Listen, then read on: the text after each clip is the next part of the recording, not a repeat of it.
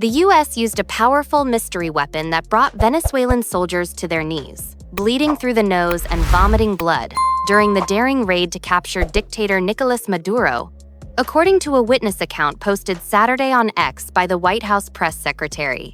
In a jaw-dropping interview, the Guard described how American forces wiped out hundreds of fighters without losing a single soldier, using technology unlike anything he has ever seen or heard. "We were on guard, but suddenly all our radar systems shut down without any explanation," the Guard said.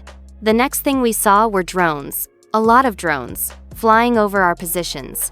We didn't know how to react." Moments later, a handful of helicopters appeared, barely 8, by his count, deploying what he estimated were just 20 U.S. troops into the area. "But those few men," he said, "came armed with something far more powerful than guns. They were technologically very advanced," the Guard recalled. "They didn't look like anything we've fought against before. What ensued," he said, "was not a battle, but a slaughter. We were hundreds, but we had no chance," he said. "They were shooting with such precision and speed. It felt like each soldier was firing 300 rounds per minute." Then came the weapon that still haunts him. "At one point, they launched something. I don't know how to describe it," he said. "It was like a very intense sound wave. Suddenly, I felt like my head was exploding from the inside. The effects were immediate and horrific. We all started bleeding from the nose," he said. "Some were vomiting blood. We fell to the ground, unable to move. We couldn't even stand up after that sonic weapon, or whatever it was." The White House did not immediately respond to a question regarding whether Karoline Leavitt's sharing of the post captioned, "Stop what you are doing and read this," indicated the administration was verifying the veracity of the eyewitness account. An estimated 100 Venezuelan security forces were killed in the January Seaperson 3 attack, according to the country's Interior Ministry. It is unclear if any of those deaths were caused by the mystery weapon.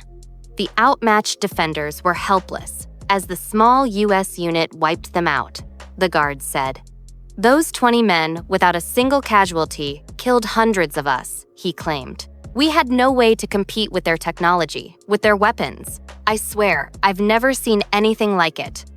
The military has had directed energy weapons which neutralize targets using focused energy, such as microwaves or laser beams, for years. But this could be the first time it's been used in combat by the U.S., an ex-U.S. intelligence source told the Post. China reportedly used a microwave weapon in 2020 against Indian soldiers during a border dispute in Ladakh.